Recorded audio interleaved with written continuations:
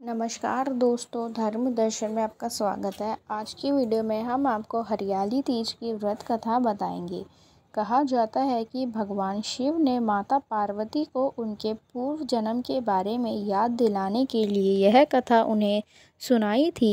शिव जी कहते हैं, हे पार्वती, बहुत समय पहले की बात है जब तुमने हिमालय पर मुझे वर के रूप में पाने के लिए कठोर तप किया। उस दौरान तुमने अन्न जल त्याग कर सूखे पत्ते चबाकर ही दिन बिताए थे। मुझे वर के रूप में पाने के लिए तुमने किसी भी मौसम की कोई परवाह नहीं की और तुमने निरंतर तप किया। तुम्हारी इस स्थिति को देखकर तुम्हारे पिता बहुत दुखी थे।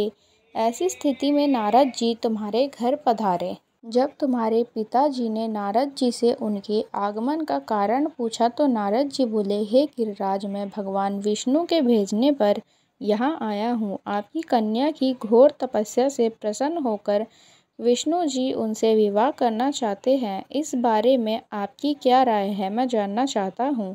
नारद जी की बात सुनकर पर्वतराज अति प्रसन्न होकर बोले, हे नारद जी, यदि स्वयं भगवान विष्णु मेरी कन्या से विवाह करना चाहते हैं तो इससे बड़ी कोई बात नहीं हो सकती। मैं इस विवाह के लिए तैयार हूँ। तुम्हारे पिता की स्वीकृति पाकर नारद जी विष्णु जी के पास गए और यह शुभ समाचार सुनाया। लेकिन जब तुम्हें इस विवाह के बारे में पता चला तो तुम्हें बहुत दुख हुआ। तुम मुझे मन से अपना पति मान चुकी थी। तुमने अपने व्याकुल मन की बात अपनी सहेली को बताई। सहेली ने सुझाव दिया कि वह तुम्हें एक घनघोर वन में ले जाकर छुपा देगी और वहां रहकर तुम शिव जी को प्राप्त करने की साधना करना। इसके बाद तुम्हारे पिता तुम्हें घर में ना पाकर बड़े चिंतित और दुखी हुए।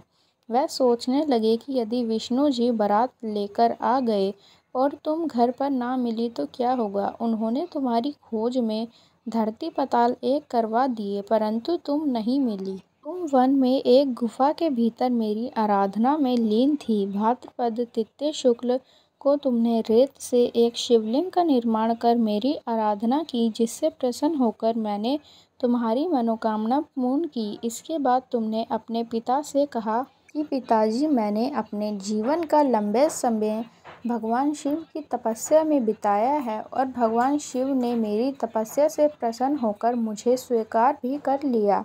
अब मैं आपके साथ एक ही शर्त पर चलूँगी।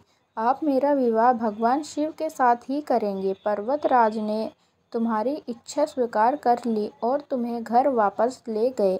कुछ समय बाद उन्होंने पूरे विधि विधान से हमारा विवाह करा दिया।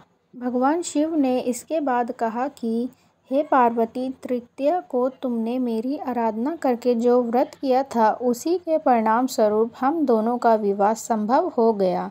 इस व्रत का महत्व यह है कि मैं इस व्रत को पूर्ण निष्ठा से करने वाले प्रत्येक स्त्री को मनोवांछित फल देता हूँ। भगवान शिव ने पार्वती जी से कहा कि इस व्रत को जो भी स्त्री पूरी श्रद्धा से करेगी उसे तुम्हारी तरह अचल सुहाग प्राप्त होगा।